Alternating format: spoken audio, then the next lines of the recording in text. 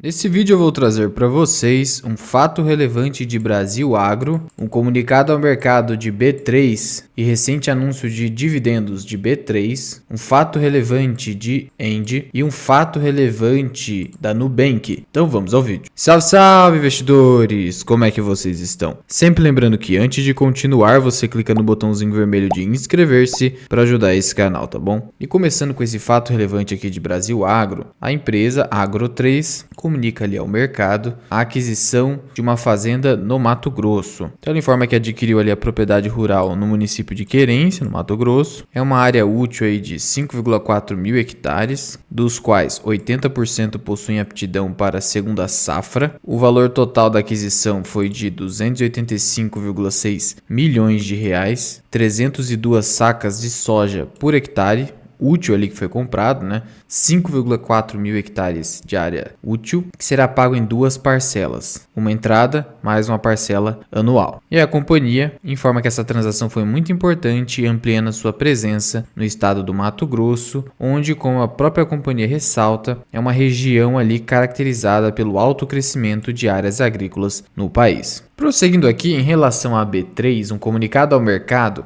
em que ela traz aqui os destaques operacionais referentes a agosto de 2022. E aí o volume financeiro médio diário em ações teve ali uma variação, como a gente já sabe, negativa, de agosto de 2021 para agosto de 2022, de 12,9%, mas entre julho de 2022 a agosto de 2022, o crescimento foi muito forte, de 32,3%. Inclusive, agosto foi o melhor mês nesse ano da nossa Bolsa de Valores, com uma subida ali substancial. Inclusive, foi o mês que o canal pegou mais visualizações, porque o interesse das pessoas estava voltado para ações. Já o mercado de renda fixa também teve alta. Com esse cenário de juros altos, obviamente que as pessoas também estão aproveitando a renda fixa. Mas a verdade é que deveriam estar aproveitando muito mais a renda variável diante do desconto gerado por conta dos juros altos no país. E a B3 também anunciou aqui a aprovação do pagamento de juros sobre capital próprio no valor de 320 milhões de reais, sendo o valor líquido aí de 4 centavos por ação e também dividendos aqui da ordem de 2 centavos por ação de 164 milhões de reais. No total aí são quase 8 centavos por ação que a companhia irá distribuir referente ao segundo trimestre de 2022. O pagamento vai ocorrer em outubro, dia 7, tá? E tomará como base de cálculo a posição acionária do dia 22 de setembro. No dia 23, então, as ações serão negociadas ex juros sobre capital próprio e dividendos. Então você precisa ser dono das ações, caso queira, até o dia 22 de setembro de 2022, não é recomendação. Esse pagamento vai representar nas cotações atuais algo em torno de 0,7, 0,6% de dividend yield. A companhia está ostentando um dividend yield dos últimos 12 meses de 5,61%. Não é exatamente uma companhia muito barata, negocia múltiplos maiores, mas isso decorre do fato de ser um monopólio, e por ser um monopólio não tem ninguém para bater essas margens enormes aqui de B3.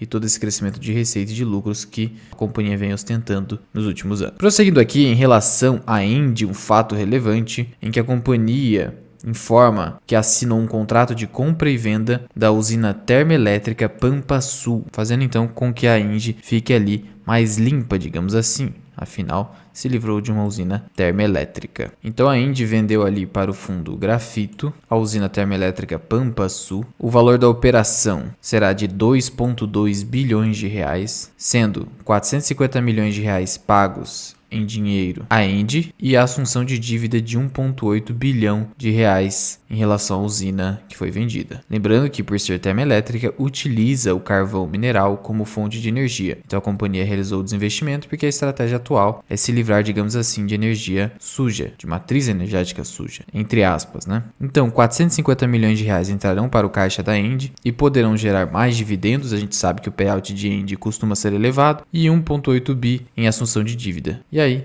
segundo a Engie, abre aspas, a venda realizada é muito positiva para os planos da Engie de direcionar esforços e investimentos aos empreendimentos de energia renovável e infraestrutura de transmissão. Então, ela quer gerar energia a partir de fontes renováveis e focar também na infraestrutura de transmissão. Após o fechamento da operação, avançaremos em nossa estratégia, nos consolidando como a maior empresa de energia limpa do setor elétrico brasileiro, totalizando 8.096 megawatts de capacidade instalada própria proveniente de fontes renováveis, disse então o diretor-presidente e de Relações com Investidores da ENGIE. E finalizando aqui com o Nubank, a instituição financeira publicou um fato relevante anunciando o seguinte, que o seu conselho de administração decidiu dar início ao processo de descontinuidade do programa de BDRs nível 3, ou seja, quer cancelar as BDRs nível 3, que são as BDRs brasileiras, negociadas aqui no Brasil. Então, na prática, o que está acontecendo aqui, o que foi anunciado pela Nubank? Ela está cancelando as BDRs brasileiras, pedindo o cancelamento junto à CVM, tá? A companhia informa que a descontinuidade do programa de BDRs nível 3 tem como objetivo maximizar a eficiência e minimizar redundâncias consequentes de uma companhia aberta em mais de uma jurisdição. Esse plano de descontinuidade das BDRs nível 3 ainda será submetido à aprovação da B3, provavelmente não terá nenhum problema na aprovação. E aí, os detentores dessas BDRs, inclusive aqueles que participaram do pedacinho do Nubank, né, o programa nos sócios, terão as seguintes opções. Eles poderão se manter acionista da companhia, mediante o recebimento de ações ordinárias classe A negociadas na NYSE, na proporção de 1/6, tá? Por quê? Porque as BDRs de nível 3, elas são apenas 1/6 de uma ação ordinária classe A negociada na NYSE. E aí, obviamente, para que você tenha direito